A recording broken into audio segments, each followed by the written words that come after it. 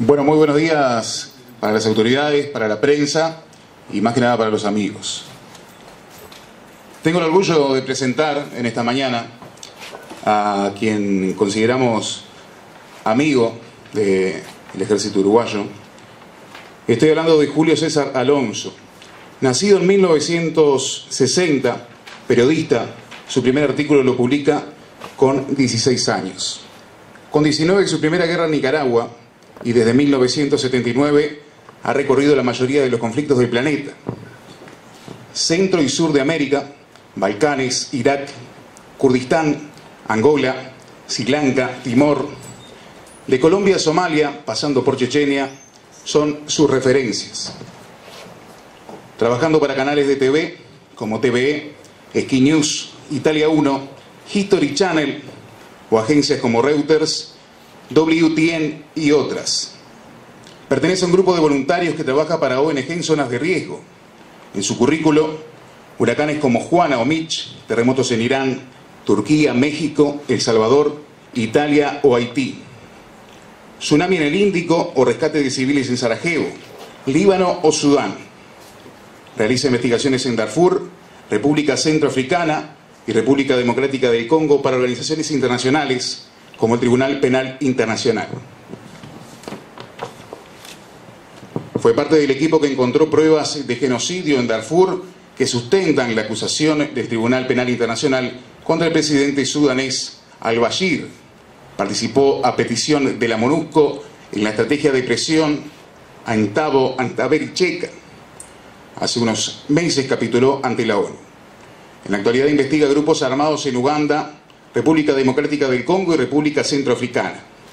En junio de 2013, el Ejército Nacional condecoró al periodista Julio Alonso con la medalla 18 de mayo de 1811 por su labor altruista y desinteresada, así como su apoyo al personal subalterno y a las familias de los militares uruguayos. Cabe destacar que es hincha del Tanque y del Atlético de Madrid. Lo presentamos, Julio Alonso. Buenos días. Muchas gracias. Buenos días. Lo primero, esta charla estaba planteada primero como emergencias y en relación a misiones de paz. Por los últimos acontecimientos que ha habido en la República Democrática del Congo, hemos precisado por lo menos introducir el tema de misiones de paz y el tema del Congo porque creemos, o yo creo como investigador y como periodista y como persona que creo conocer el conflicto, que es importante que compartamos bastante información y que sepamos dónde estamos. Pero antes de empezar, yo por lo menos cuando he hablado aquí en Uruguay y en otros ámbitos en España, y hablo sobre las misiones de paz o sobre gente que va a otros países a salvar vidas, lo que pido primero es que lo primero que hagamos sea acordarnos de los que no están. Los que se han quedado allí, los que por un accidente, por cualquier cosa de la vida, pues nos han dejado, pero no nos han dejado en el fondo.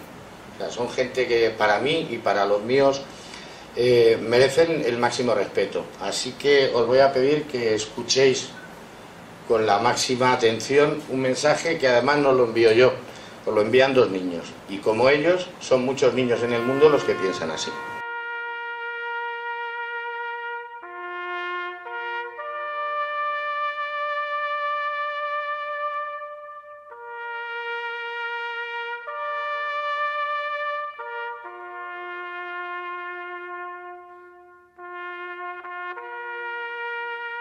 Sus nombres no caben en un minuto, ni sus recuerdos, caras o el mazazo de la noticia. Pero no hay minutos en el mundo para que mi generación y las que vienen atrás les den las gracias. Gracias por dar la vida por nosotros. Gracias a ellos yo estoy aquí, vivo. No soy de Camboya, Congo, Haití, Mozambique o Angola. Pero pienso que la guerra y los malos se extienden y reflejan muy fácilmente. Si junto a los muchos miles de niños que se salvan diariamente con su trabajo, suman el de aquellos que gracias a las misiones no conocen la guerra o disfrutan del progreso, ustedes se darán cuenta de la magnitud de lo que hacen. Ali fue mi compañero de juegos. Siendo yo pequeño, llegó del Líbano afectado por una bomba química. Lo evacuaron con el Spabat. No tenía piernas y le faltaba una mano. pero por casa no había Dios que le agarrara. Hoy está vivo. Rishiki, una niña huérfana de Rutsuru, evacuada y protegida en Goma gracias al mayor Gustavo Pérez y el Urubat. Hoy tiene 10 años, está con su padre y va al colegio. Tengo la suerte de que mi padre colecciona historias. Muchas son de ustedes.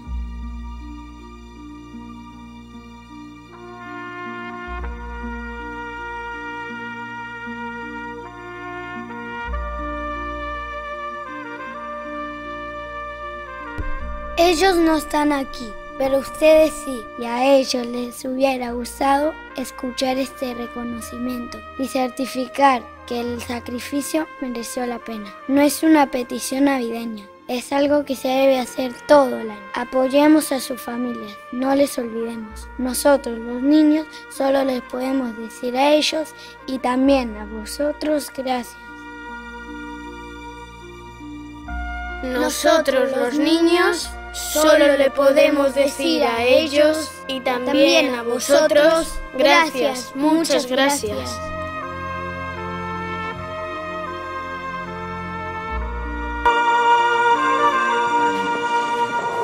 Hemos preferido que sea, en vez de un minuto de silencio, la voz de alguien que podría estar representado por un niño del Congo, por un niño de Haití. Y me parece que es fundamental que entendamos, y yo lo entiendo como español, que mi hijo, gracias a vosotros, tiene paz. No hace falta estar lejos de la guerra, porque la guerra es una cosa que se extiende muy rápido y por desgracia en mi experiencia he visto países en paz convertirse en verdaderos infiernos de los seres humanos. De todas maneras, para empezar, como ahí vamos a hablar al principio de emergencias, os vamos a poner un ejemplo de lo que es una emergencia fuera de las misiones de paz. Es un terremoto y es en un país que es Turquía, donde los periodistas tenemos muchas dificultades tradicionalmente para trabajar. Me es igual que sea Erdogan el que está ahora, como era Amin Gemayel hace mucho tiempo, el caso es que siempre los turcos han tenido problemas. Sin embargo, en un terremoto parece que todos, si logramos tener un pacto, trabajamos para salvar vidas. En este caso, las imágenes que vais a ver se graban gracias a que nuestros equipos teníamos, la luz suficiente como para iluminar los trabajos de rescate y los rescatadores habían agotado ya todas sus baterías. Os dejo con unas imágenes de un terremoto para que entendamos que es una catástrofe.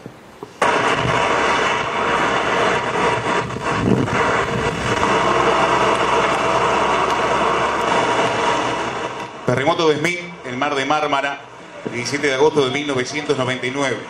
Magnitud 7.4 grados. Duró 37 segundos. Entre 17.000 y 35.000 muertos, 1 millón de damnificados sin hogar. Las imágenes fueron grabadas por Julio Alonso para Sky News.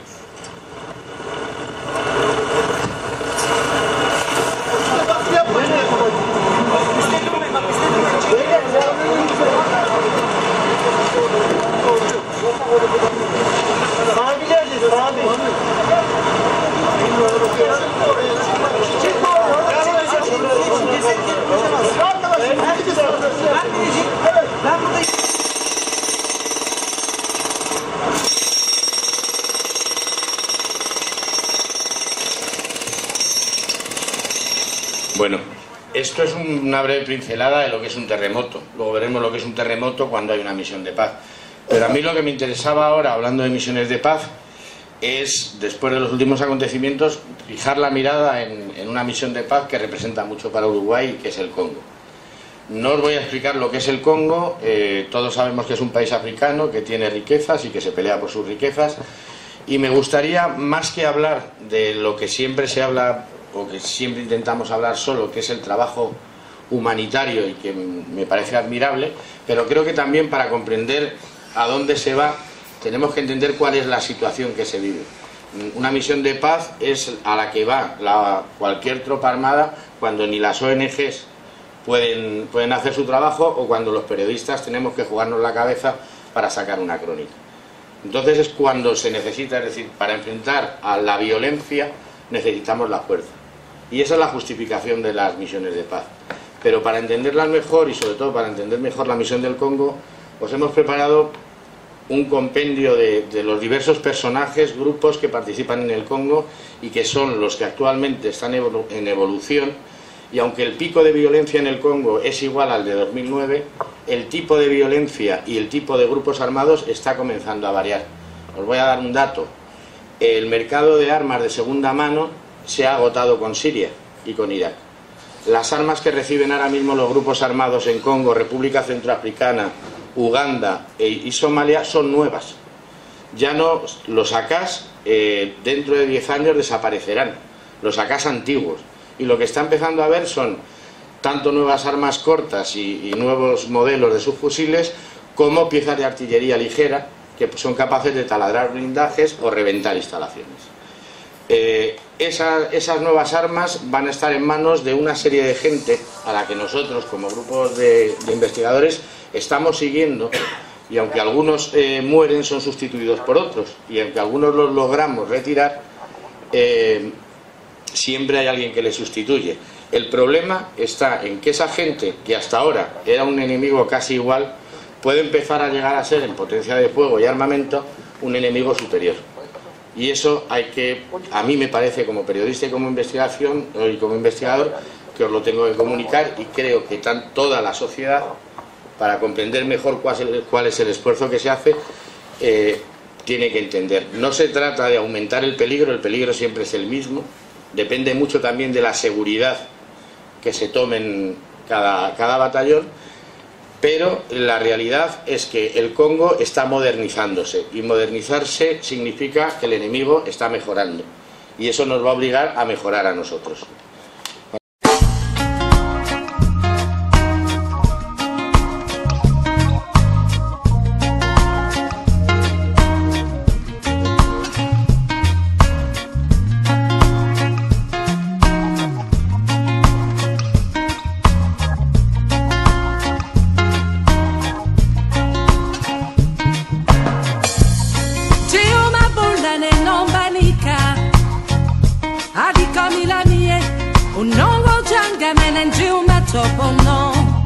Ibanjana lungele bwaba usikeka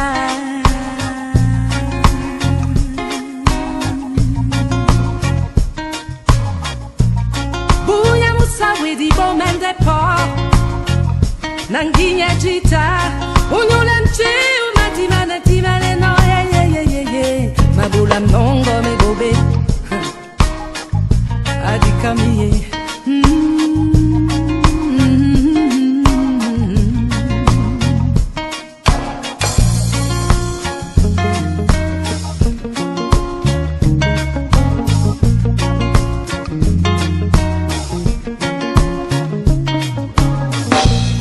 Natomi sekonda jita Ojongwane wae Dinji ese utim sele nobody come Bosinga Umbale nyesen Bosinga Basona binja weno Motabobe Mabola mongo bango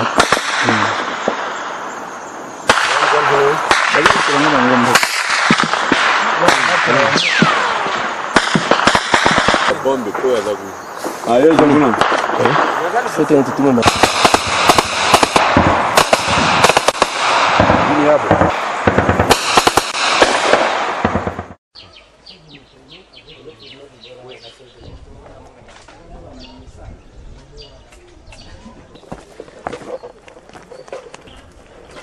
Ça c'est l'antiballe. Même si vous tirez combien de tirs? Le Maï-Maï, ce n'est pas seulement la guerre, ce n'est pas seulement la politique, mais à chaque fois qu'il y a un problème dans le pays, nous intervenons. À chaque fois qu'il y a un ça ne va pas, nous enlevons nos costumes et en ce moment-là, nous prenons la tenue militaire pour défendre notre pays.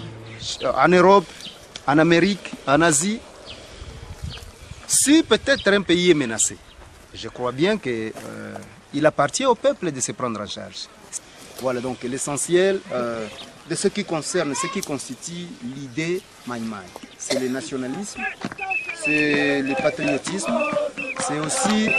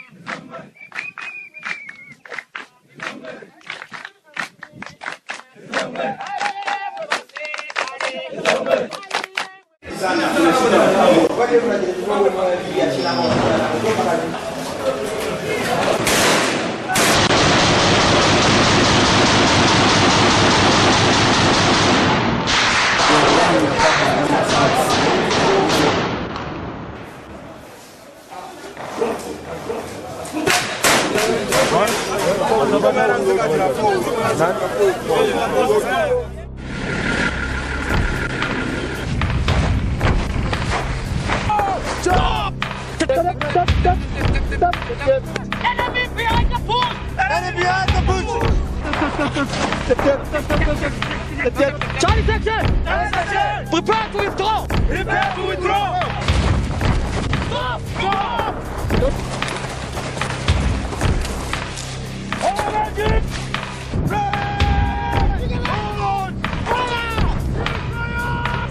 Proceed with their activity.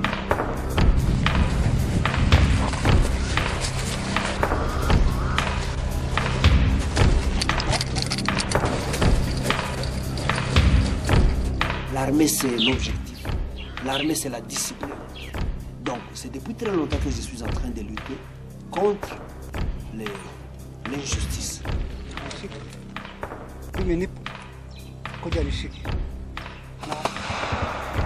Avec les intimidations.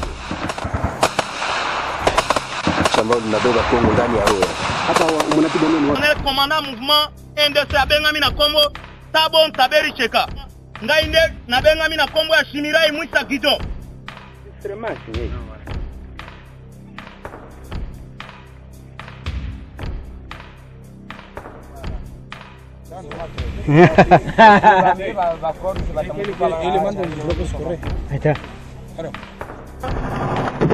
La putísima madre que los parió.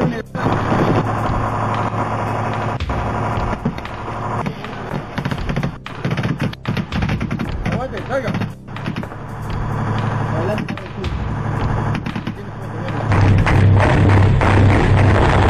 Ahí, indicar ahí.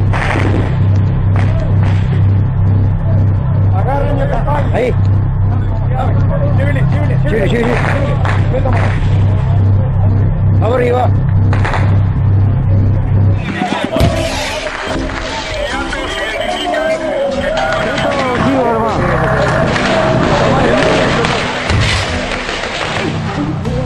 Vamos arriba, Méndez, vamos arriba.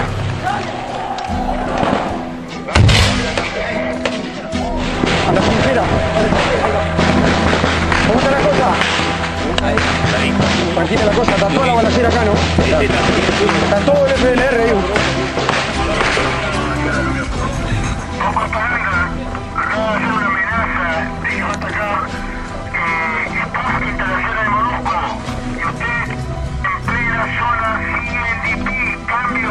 Recibido. Yo para que tome las alertas y la tapadora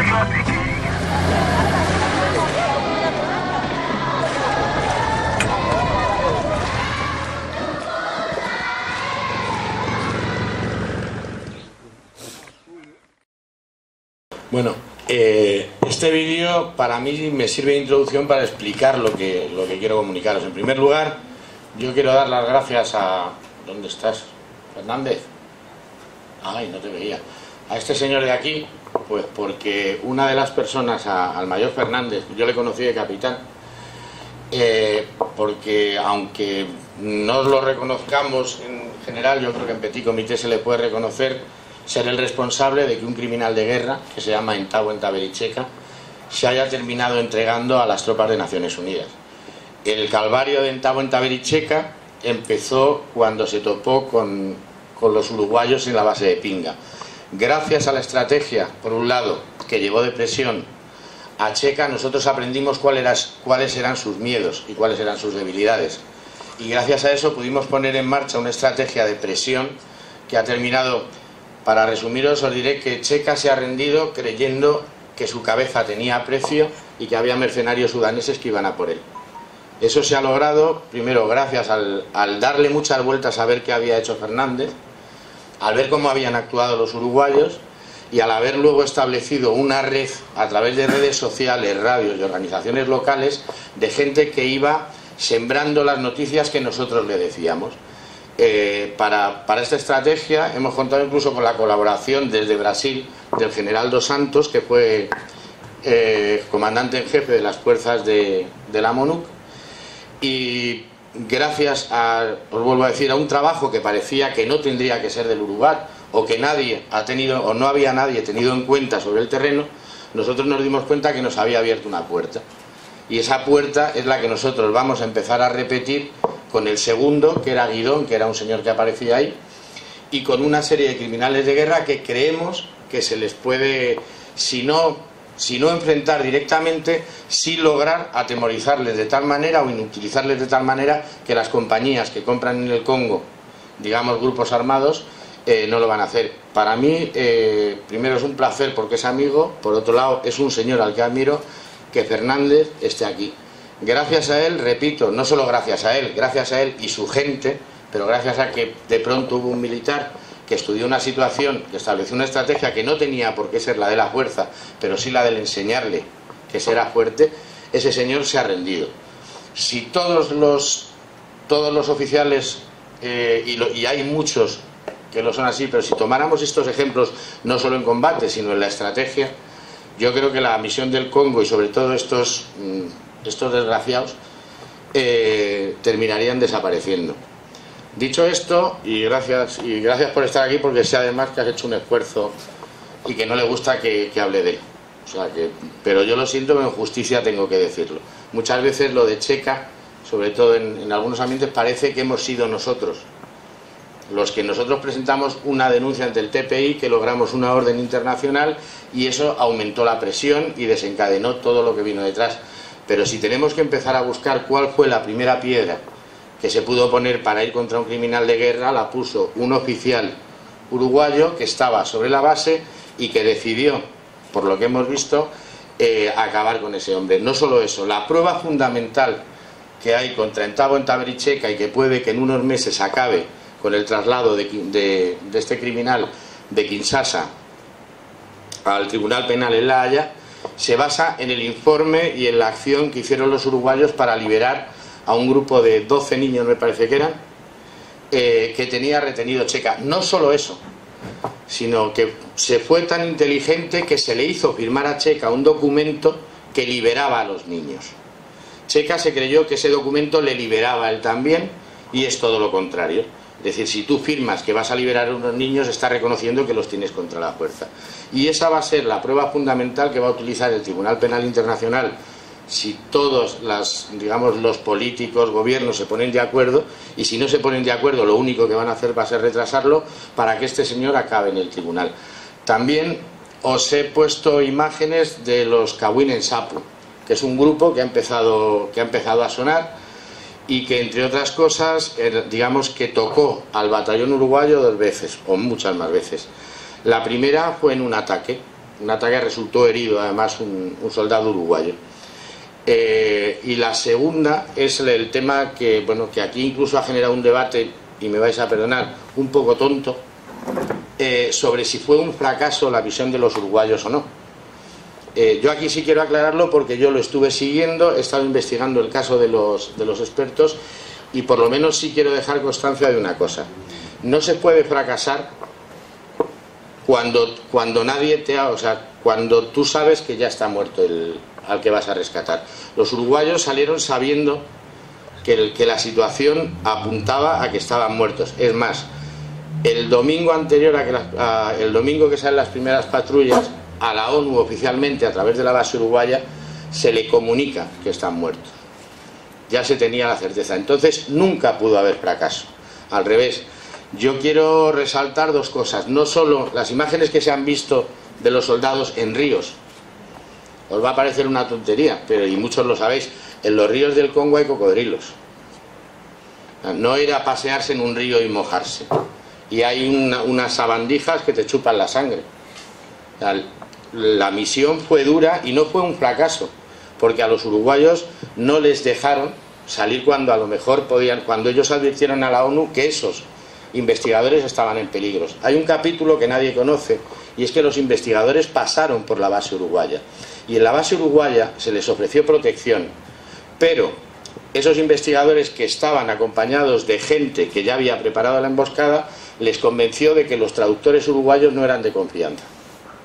Por eso los uruguayos no pudieron acompañar. No fue un fallo de los uruguayos. Primero fue un fallo que, como investigadores, nunca puedes contarle al investigado lo que sabes de él, sobre todo diciéndole que tú no lo has comunicado a nadie, pues entonces con matarte se acabó. Y eso es lo que pasó, simplemente fue, y ahí eran compañeros míos, de hecho yo a Michael lo conocía, me parece que fue un fallo brutal de ellos. O sea, no podían haberlo hecho. Yo he hecho investigaciones en el Congo con y sin el Uruguay. Y en las situaciones que me he visto apurado, he ido al Urubat, se lo he contado, el Urubat lo ha comunicado a MONUSCO y hemos salido a investigar. De hecho, parte de las imágenes son de acciones de restablecer un sistema de alerta temprana hasta localizar a Bosco en Daganda o en Kunda. En Kunda os voy a contar otra, que fue el primer, digamos, líder del NDC, no, del CNDP, perdón, que fue detenido. En Kunda, en la información sobre Encunda la tenía en el 2008 un mayor que se llama Gustavo Pérez Fornaroli, y que fue el que le comunicó a la MONUSCO los planes que tenían Ruanda por un lado y la destitución de Encunda. Con esto quiero decir que existe una información y existe un conocimiento que tenemos que tener. Habéis visto hablar a un Maimai, yo creo que tú lo conoces, Roberto, al general Vitaki. Estuvo desactivado y se ha vuelto a activar y tiene un peligro. Habéis visto que el discurso no es nada de viva la Virgen y viva la fiesta, sino que tienen un discurso político muy serio. Y ese discurso político muy serio, mezclado con cierta animosidad que se puede sembrar hacia tropas internacionales, hacia el extranjero, no solo a los uruguayos, al revés, los uruguayos en eso tienen todavía una franja de seguridad. Pero esa gente son peligrosos y son los que hay que vigilar. Por último, también os quisiera hablar de otras imágenes que han salido, que son las de la Brigada de Intervención de la ONU. Hace unos días 14 soldados, y hay bastantes graves, fueron asesinados porque no hubo combate. Y creo que debéis saber lo que pasó, porque yo creo que aquí tampoco se sabe muy bien. A las 5 de la tarde un teléfono de la FARDC llama a la base de la Brigada Internacional advirtiendo que un camión va a ir a por comida. Ese camión iba todos los días a por comida a la base para un puesto que está a unos 600 metros en un puente de un río y que ocupan las FARDC. Todos los días ese camión recogía comida de la base de la MONUSCO y se la llevaba a la FARDC. Ese día a las 5:30 se anuncia, a las 6 menos 10 llega el camión. Entra el camión en la base, se bajan, saludan 3 de los que eran conocidos y han sido ya identificados por los supervivientes y que iban todos los días anteriores a por la comida, saludan a la gente. Cuando el camión está en la mitad de la entrada, saltan 3 personas que van directamente a por la antena de comunicación, a por un lugar donde donde se almacenaba munición y al local donde se refugia la gente, y sabían perfectamente dónde se hizo. El ataque no solo se hizo con AKs, se hizo con RPGs y con 2 morteros que se situaron en el exterior de la base. Durante 3 horas hubo combates. Los tanzanos pidieron socorro a las FARDC y las FARDC les comunicaron oficialmente que estaban yendo. Y la sorpresa para los tanzanos fue que cuando veían llegar a la FARDC, en vez de apoyarles, les atacaron. Lo que os estoy diciendo forma parte de una investigación que se está haciendo en estos momentos, pero que a mí me parece fundamental que, a pesar de que no se haya terminado, estos datos empiecen a estar en conocimiento de los ejércitos y de los países que tienen soldados allí, porque yo creo que se empieza a generar una cuestión de desconfianza, pero que hay que asumir para tener seguridad. Entonces, tengamos muy claro que en el Congo se están jugando con muchos intereses y hay muchos agentes que se dan la vuelta. En Tahuenta-Bericheca nosotros estamos intentando forzar la extradición al Tribunal Penal de La Haya porque sabemos que dentro de 2 o 3 meses hay un plan para sacarlo de la cárcel si quiere combatir a favor del gobierno de Kabila. Eso supondría un grupo más que nosotros consideramos que es ajeno a la estructura de poder del Congo y sin embargo tiene mucho que ver. Y esa estructura de poder del Congo es la que trabaja con nosotros y sabe dónde tenemos la antena de radio, dónde se refugia nuestra gente y dónde tenemos las municiones. Esas lecciones yo creo que hay que saberlas, sobre todo igualmente pues para la gente en general. Yo creo que hay mucha información que se puede volcar y que en los días posteriores se van a poder volcar, porque se trata de abrir una puerta. No es la que nosotros, yo por ejemplo, yo no puedo dar lecciones a nadie de los que está aquí. Yo creo que tenéis mucha más experiencia en muchas cosas que yo. Ahora, mi experiencia es detectar los problemas y saber qué gente está en un lado y en otro, porque vosotros estáis dentro y yo estoy fuera. Entonces, a mí me parece fundamental empezar a tener en cuenta todas estas cosas a la hora de actuar en cualquier país. La seguridad es fundamental y hay algo que es fundamental y que la MONUSCO como tal no tiene y que yo como civil echo de menos, y es un servicio de información. No hablo de un servicio de prensa, no hablo de comunicación social ni de que nadie me dé una lectura del Congo. Hablo de lo que es un servicio de inteligencia y de lo que es un servicio de información, no para espiar un país, sino simplemente para poder montar una barrera invisible de defensa que nos permita saber que va a haber ataques. Por desgracia, el ataque a los tanzanos, que se había repetido ya, había habido uno anterior donde habían muerto 2 y había habido una matanza de motociclistas que era digamos, una provocación a la ONU para que fueran a recoger los cadáveres y masacrarlos. Entonces, no cambia nada, no cambia el nivel de peligrosidad, pero empiezan a cambiar los actores y tenemos que darnos cuenta que tenemos que, no es desconfianza hacia los locales, es seguridad de los nuestros. Y cuando hablo de los nuestros, lo digo porque cuando se representa a Naciones Unidas no es solo Uruguay. O sea, los niños, y yo creo que es la mejor muestra de deciros, lo han entendido así. Yo hablo con mi hijo, con otros niños, y cuando hablamos de esto ellos entienden que cuando se lucha por la paz en el Congo, no se está luchando por la paz en el Congo solo, sino que eso impide que esa violencia suba y llegue, por ejemplo, a mi país, que es España. Entonces nosotros, aunque no lo creáis, tenemos que daros las gracias por estar allí. Y como no tenemos otra manera de pagarlo, creemos que es nuestra obligación moral alertaros de la situación. No se puede tomar el Congo como un país extraño y como que los movimientos son aleatorios. No, no lo son. Los movimientos del Congo, ¿sabéis cuánto cuesta organizar un grupo armado en el Congo? 3.500 euros. Con 3.500 euros se toman 3 minas y se mueven unos 100 hombres. 100 hombres pueden hacer burradas. Luego os enseñaré una serie de documentos para que entendáis un poco cuál es la situación.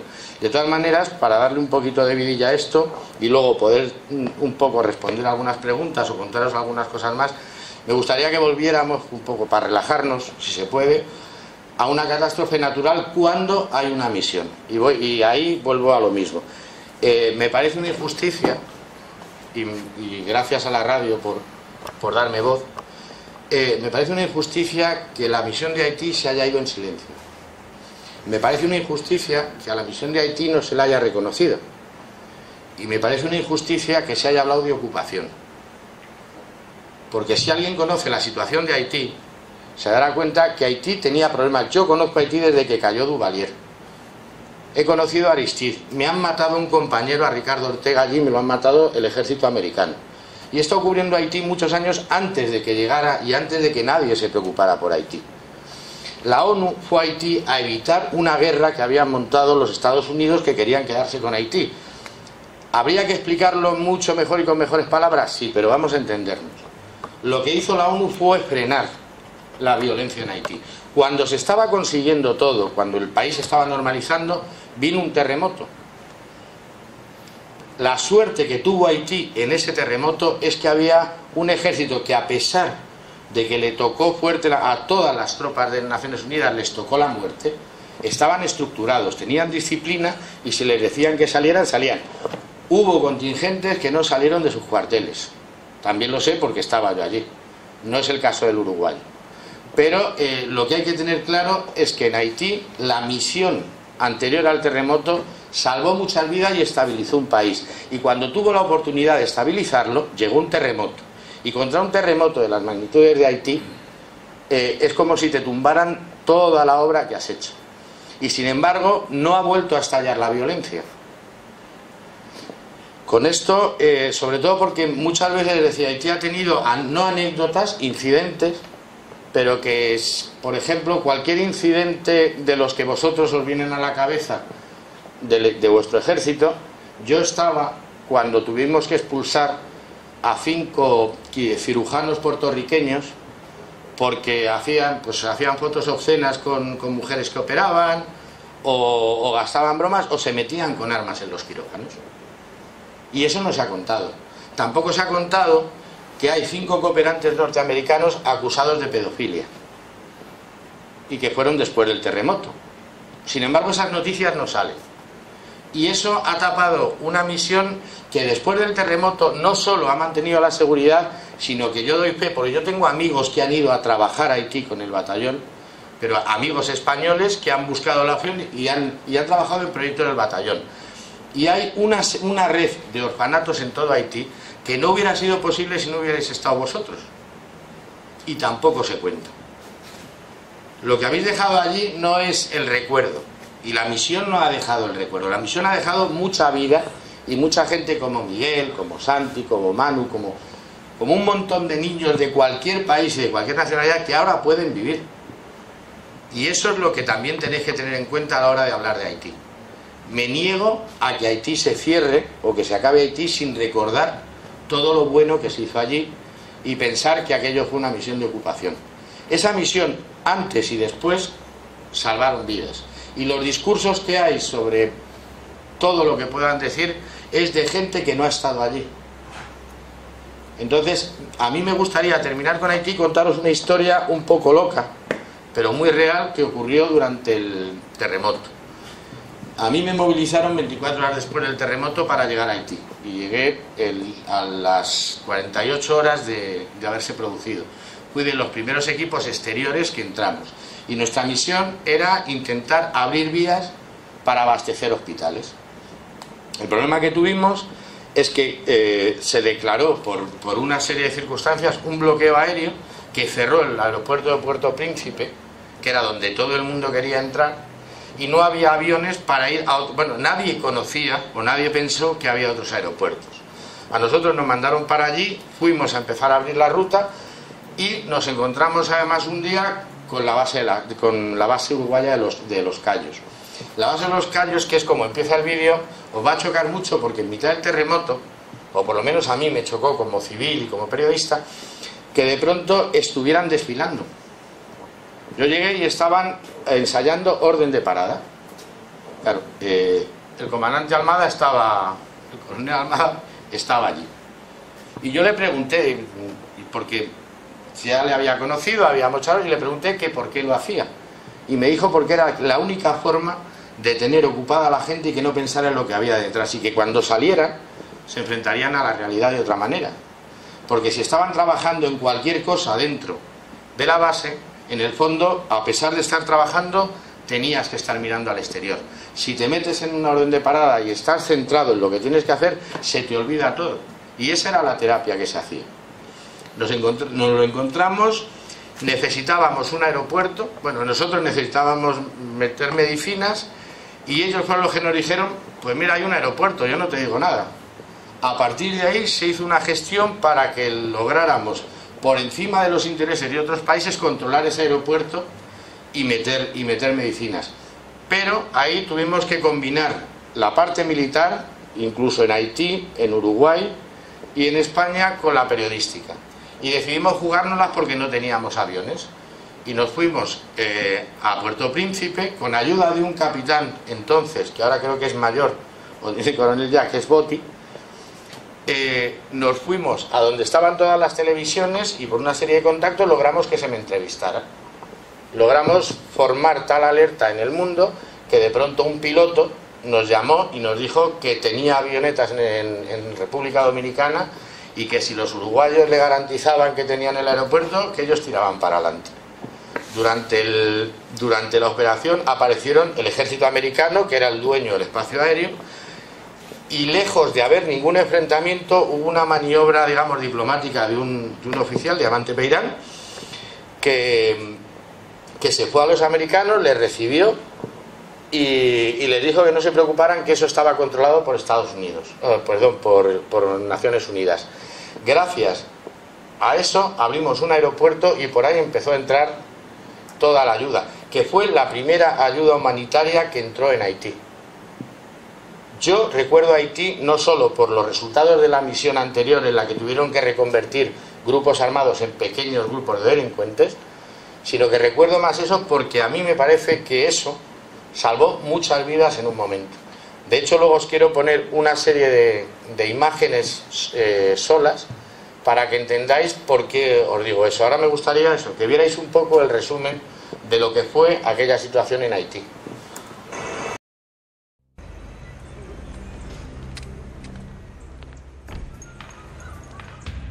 ¡Al hombro!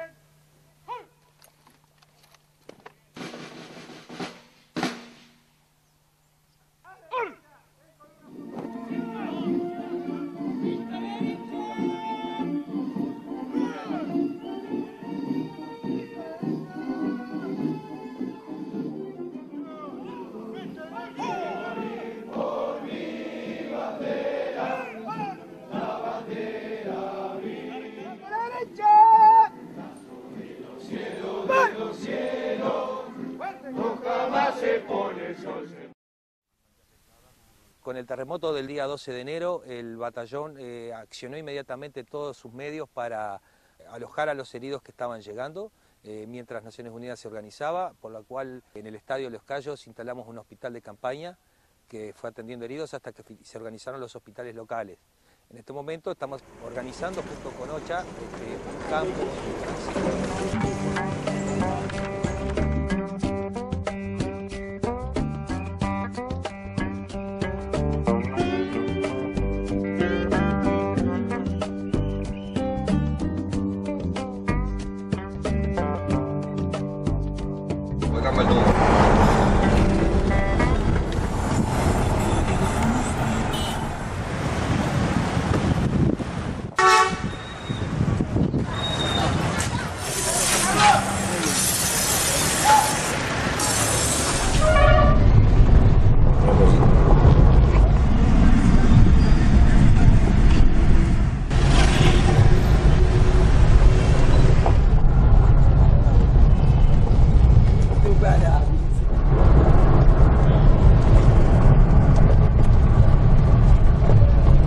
Siempre la tierra, siempre así, tú ves.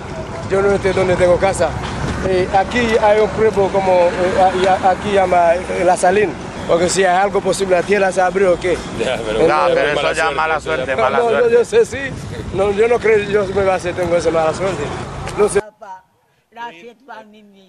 Yo tengo que ir a lesión, pues más.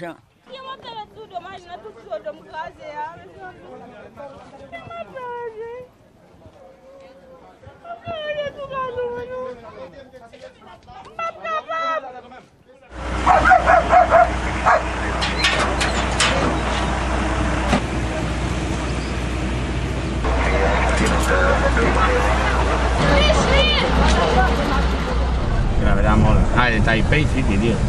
No, mira.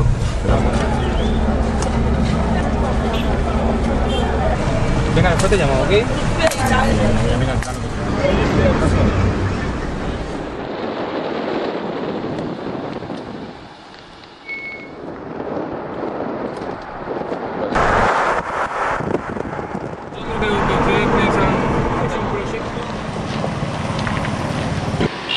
Es importante también destacar que va en dos mudanzas.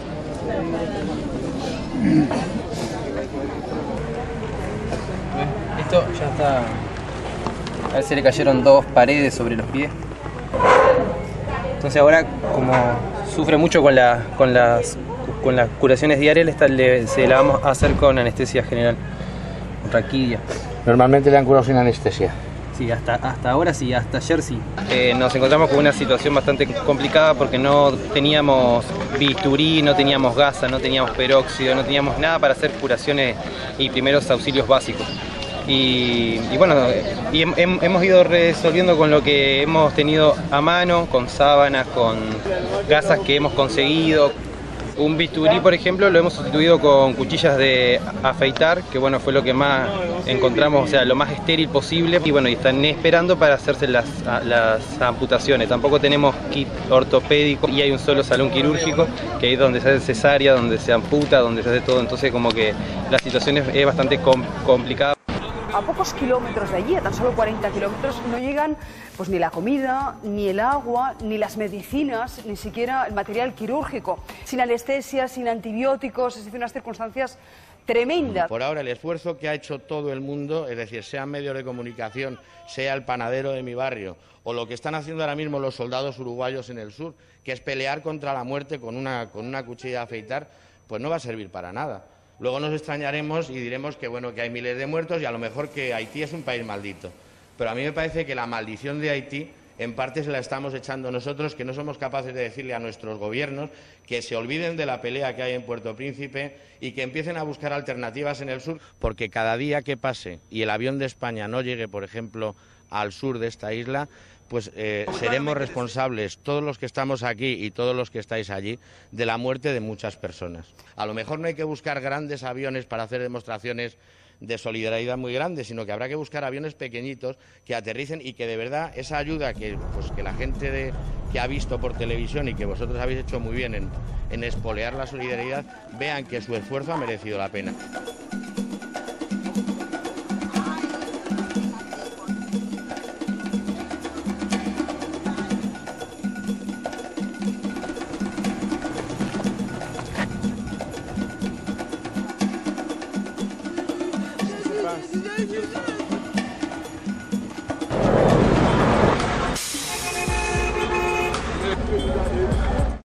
Vale, pues nosotros estamos ya en Los Cayos y vamos ahora al batallón uruguayo para organizar luego cómo va a ser el transporte de los camiones y eso. Y parece que no van a poner pegas, ahora os confirmarán, pero parece que va a poder salir el avión.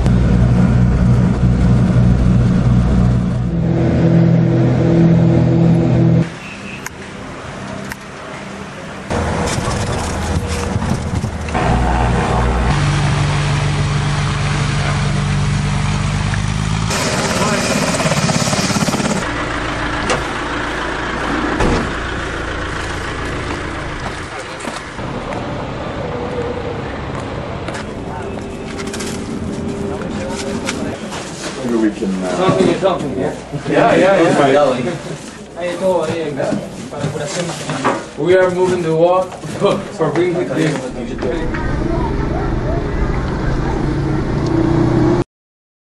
Esto sería la historia un poco resumida en imágenes. Es decir, necesitábamos un aeropuerto, combinamos esfuerzos cuando Uruguay nos dio la seguridad de que podían controlar el aeropuerto y que podíamos aterrizar tranquilamente. Lo que hicimos, tener la suerte de poder mover los medios de comunicación, y un piloto que estaba en República Dominicana puso a su disposición, o sea, a nuestra disposición, todos los aviones que tenía. Es más, este hombre pagó el combustible de los aviones para llegar a Haití. Fue una combinación de buena gente y de suerte que tuvimos sobre el terreno, pero me gustaría enseñaros 3 cositas de esto. Lo primero es cómo un oficial uruguayo evita que los americanos, después de pagar a los funcionarios, el ejército norteamericano, se hiciera cargo del aeropuerto sin tener necesidad de ninguna mala palabra, de ningún uso de la fuerza, sobre todo porque además eran los Estados Unidos y tenían unos cuantos helicópteros arriba, e incluso daban bastante la lata a la base uruguaya. Entonces me gustaría que vierais este vídeo. Con este simple gesto, un uruguayo sale de una situación y encima gana. Gracias a esto pudimos meter de verdad todos los medicamentos.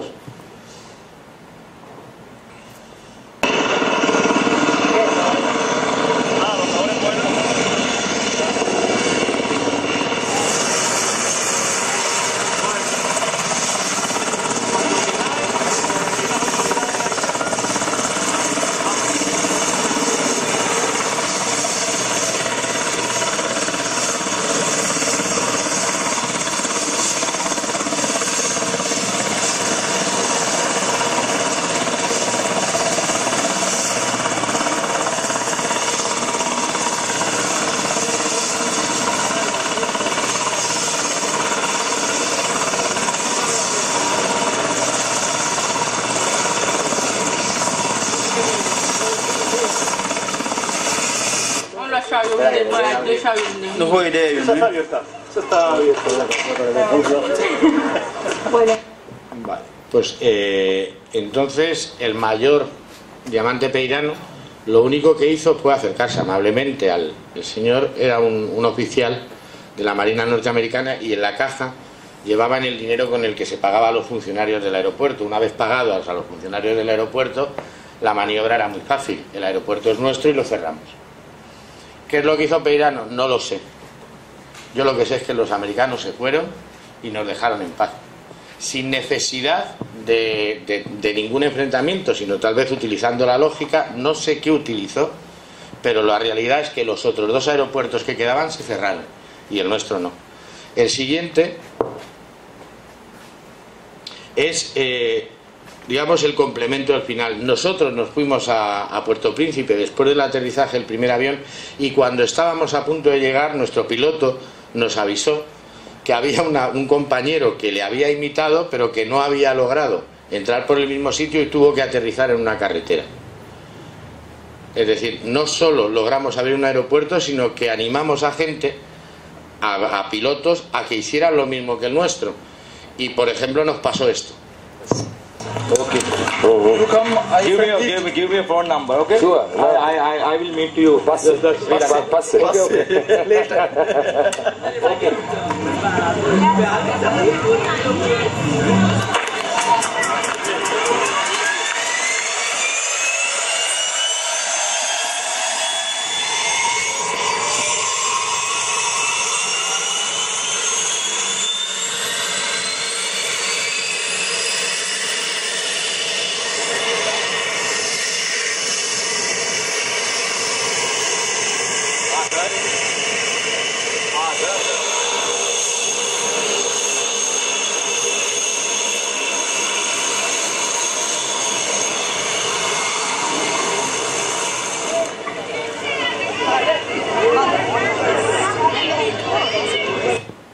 A nosotros nos llamaron sobre todo porque el avión tenía problemas a la hora de entenderse con el ejército cingalés.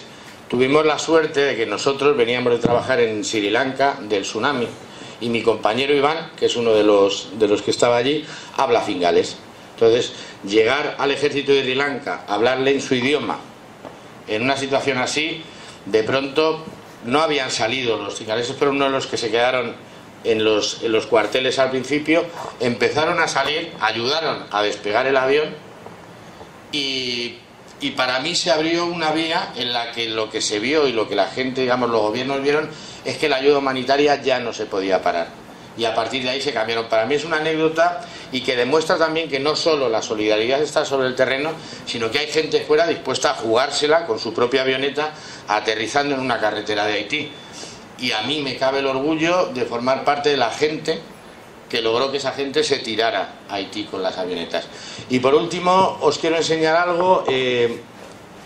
Es una imagen, no es fuerte porque la hemos intentado reducir, pero si os explico, es una niña que tiene las 2 piernas rotas, tiene una lesión en la ingle, una raja que le llevaba desde el muslo casi hasta el ombligo, y que había empezado a ser curada después de llegar en pésimas condiciones por los soldados uruguayos. Ahí están, hay un tipo ahí que es un enfermero, que es Silva, que es el mejor enfermero con el que me he encontrado, pero lo que más me impresiona de esta imagen es que merci en francés y en creole es gracias. Escuchad. Hay que abrir los puntos. Ok. Ahí le va. Mira, mira, mira. Antibiótico le están dando, mamá. Mira, antibiótico. No, ahora sí. ¿Para qué? Ahora mira. Mira, mira.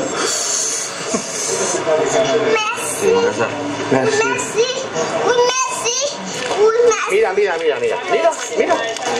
Aquí dentro de la caja hay... Te duele, Bueno, tú mírame a mí. Mírame a mí que no me lo vamos a poner aquí. Te duele. La caja sí hay, creo. Es que también podíamos quitarle la sierra de los que no vea la sierra. Yo he querido terminar con esto porque me parece que si alguna vez tenéis que buscar una imagen de para qué sirven las misiones de paz o para qué sirve vuestro trabajo, tanto aquí como allí, y más en un país que sufre de vez en cuando inundaciones y catástrofes naturales, yo me quedo con esta imagen. Es una niña que da las gracias porque es lo único que sabe dar cuando le están curando. Los uruguayos, en este caso eran, si no me equivoco, Bruno Cabrera y Silva, estuvieron con esa niña horas y horas y horas y horas. Y la niña, os puedo contar que por el seguimiento que se hizo, fue evacuada a un hospital de República Dominicana gracias a la gestión además del Urubat, y yo espero que hoy esté viva porque se salvó, porque se fue fuera de su país y fue curada por médicos. Pero gracias a 2 señores que llevan un uniforme y que nadie conoce, esa niña está viva. Para mí, digamos que es el broche de contaros para qué sirven las misiones. No solo están las situaciones de conflicto, sino que el conflicto muchas veces se convierte en catástrofe. Y ahí, a pesar de que la gente de ONGs, y yo me considero una persona con experiencia en catástrofes y que trabajo en equipos de rescate, no tenemos nada que hacer contra la estructura organizada de un ejército. Es más, no es que no tengamos nada que hacer, es que estamos obligados a trabajar juntos. Si trabajamos, cuando hemos trabajado juntos, mi experiencia personal es que se salvan vidas. Y para mí, todo el tipo que va a una misión y se levanta por la mañana en el Congo, por ejemplo, es un héroe. Porque solo por levantarse está salvando vidas.